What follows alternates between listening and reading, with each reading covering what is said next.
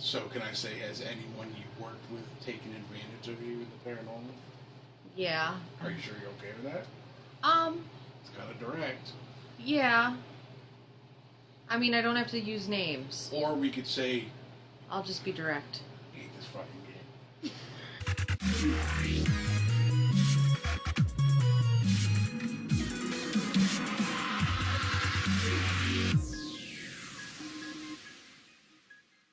Do you ever feel like you've been taken advantage of while working in the paranormal? Yes. Quite a bit, if we're going to be honest. Disclaimer, I'm with my roommate. He's not on camera. He's a fucking ghost. But he lived through this with me, so bear with me. I mean, I guess I could say it started at day one, when I was in the car with the team leader, and they tried to, and they just flat out told me I'm psychic, they're psychic, by saying, oh, and I'm psychic. And the first thing I said was, I don't mean to be a dick, but is there any way you can prove that? And then I think he launched into, like... Defense mode. Yeah, the typical diatribe you get. Which is a complete runaround, because they're... Yeah, it's called a shitty argument, and it's just... There's no way around that unless you just keep fucking abrasively butting up against going, no, no, no. And I wasn't in the mindset to go, no, no, no. I was going, alright, maybe there's something to this. And I can tell you that, this is jumping ahead, but through the entire time of being on that team, I did not fully believe myself. I did not fully believe that I was experiencing things that were weird and different a lot, like other people were saying they were. And that kind of confused me, and that's why when a certain other person came onto the team, it broke. You and I, we have the story of looking at each other going, oh shit. And that kind of broke my mindset about that.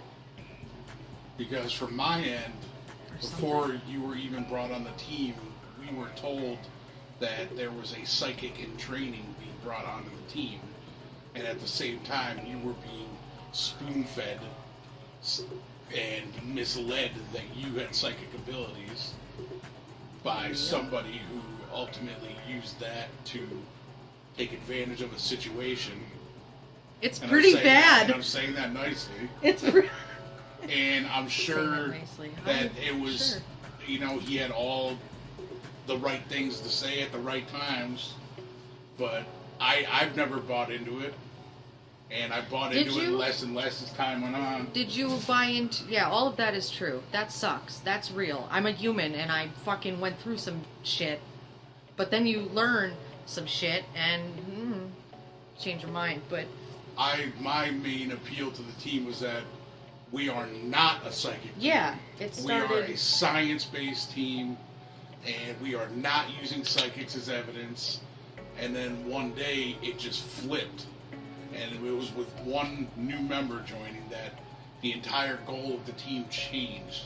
Yeah. And it changed for the worse, in my opinion. It changed dramatically. And it literally changed everything. It changed what we did as a team. It changed the way we talked about things. And the main problem is that it wasn't that this person believed that they had abilities. It was the fact that they came in with a definite answer to the paranormal. And we were all supposed to fall in line. Wrong, and we were all apparently wrong. And here's what happened. Here's the story of when we had a team meeting at the location that we always had team meetings at, and this new person was introduced. He sat across the room from me, next to Rick, and I could see Rick, and Rick could see me. We were sitting in a circle, and you asked this person. Well, after he had given like a whole spiel about who he was, and where he came from, how he was accreditation, whatever. How he had gone to made-up titles. Metaphysical University. Yeah, he was a ordained minister, and all these things that really actually did look good on paper for a team. Of course, but you can print off the internet. Yeah, he went through his whole spiel introducing himself and his beliefs, and he was 100%, no questions to be asked.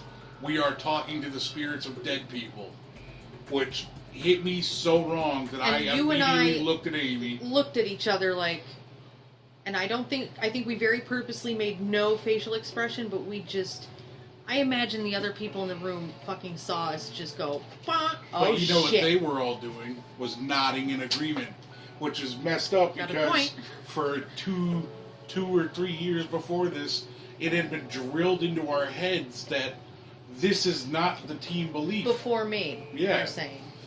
No. Even still, it was like we are not, like we do not have a definite answer to what we're dealing with. We don't I remember know. that because that's why I was. And that was the whole thing, was to be open and by this guy coming in and being so black and white with it. And I remember asking him, like, so you believe that we're talking to dead people? And he goes, absolutely. Without hesitation, he immediately said absolutely. Without hesitation, he and I looked at each other like, oh, this just went fucking... And I knew it was a problem when our team leader, our scientific quote-unquote leader, was sitting there in agreement with it. Well, he was stoked that this person had contacted the team, and he had... Fuck. He had said that the person called and that everything that they said on the phone was true and validated and so uncanny that he has to be the real deal. And I went, all right...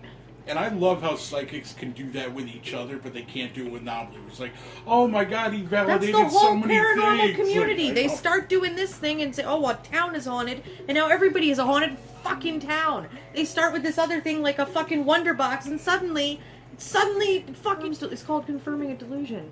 And having a confirmation bias, and then dropping the dog, and then having it just repeated back to you, and that's what barking into an echo chamber is, and it happens in that field because, oh my God, there's no answers.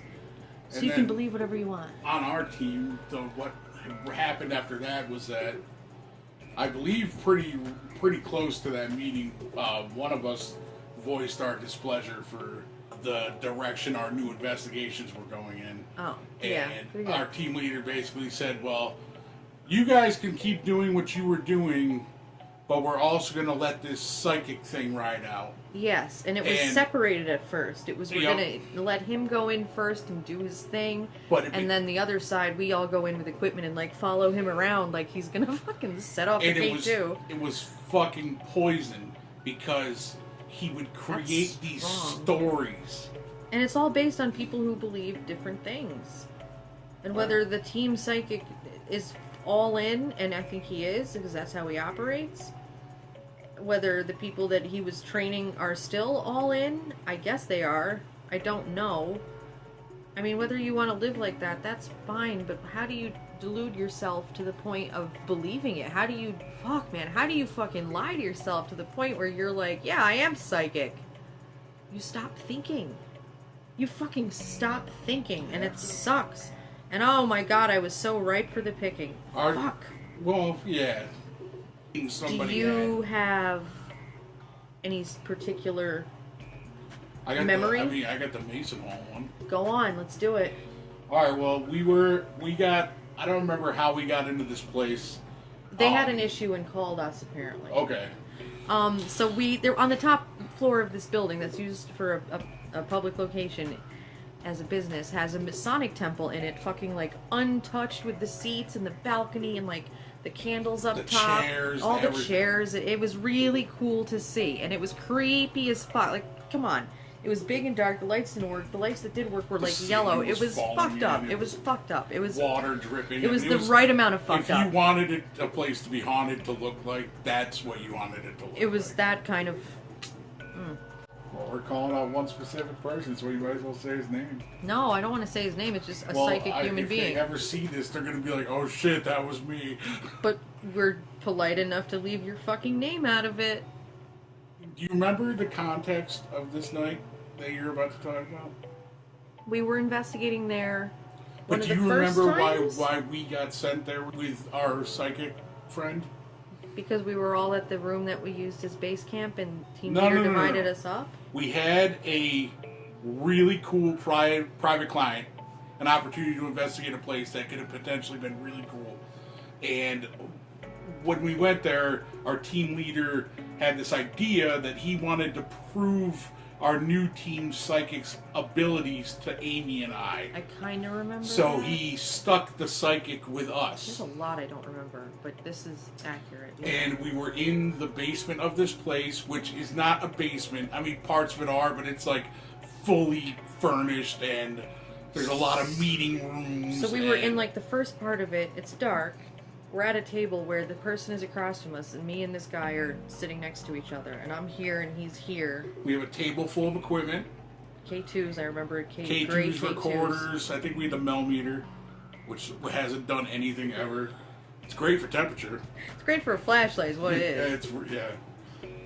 And let me see if I remember this correctly. And so we're sitting at the table, and the team psychic closes his eyes and puts his hands out on the table, right? And I can't even. So he goes into a trance, which is the most theatrical fucking thing. He starts doing this thing with his mouth. Oh my god. I can't even say the words. So he goes into this trance where he's so fucked up. Where he's channeling the husband of a dead woman or something. I don't even remember. And he's going. We had to sit there straight faced. I know, we had to sit there. And you wanted me to ask you questions, and I was gonna piss my pants laughing if I asked this guy who's got his eyes closed and is waiting for I was the one that ended up fucking talking to I know, him. because I wasn't gonna speak. There was no fucking way I was gonna be like, who's speaking through you? So we're in this trance, and apparently I'm now speaking to a dead Scottish gentleman. Alright, I had to say that without laughing. So I'm speaking to now who is supposedly a dead Scottish person. And I don't even remember the shit he was saying, but he was going, oh, he said something about how they like to drink, and I go, do you guys drink whiskey? And he goes, no, ale. Oh my god. I was just like, alright. The second we were kind of me and Amy were kind of getting over it. Fuck, that was funny. He snapped out of it. Yeah. Oh, he could read the whole thing. If I were like, oh, look at the K2, he would be like, I'm getting cold. Am I making this up in my brain, or did he come out of it and was like, what happened? Oh, he would always do that. That's part of the fun of being a psychic. You don't know you did that But it was shit. the most theatrical, if you took a person that couldn't act and make them act, that's what it was like. That's what a lot of that's like. It was so bad. And I'm like, you're fooling people with this shit? Yeah, exactly. Who's calling you up, needing advice because you're coming in there going, this the mouth thing with... They're working for me. Oh, yeah! Oh, man. See, you remember little details that I don't. I remember other details. Details of bullshit. Oh, I thought we were wrapped. I'm sorry. Oh, we're kind of... Yeah, we're just gonna... Do your sign-off. I don't have a sign-off. But you need to say something. Good? Yeah, it's good. You can go to the store and buy me beer now. Will you buy me Gatorade? I'll pay for it. No, I don't want to go.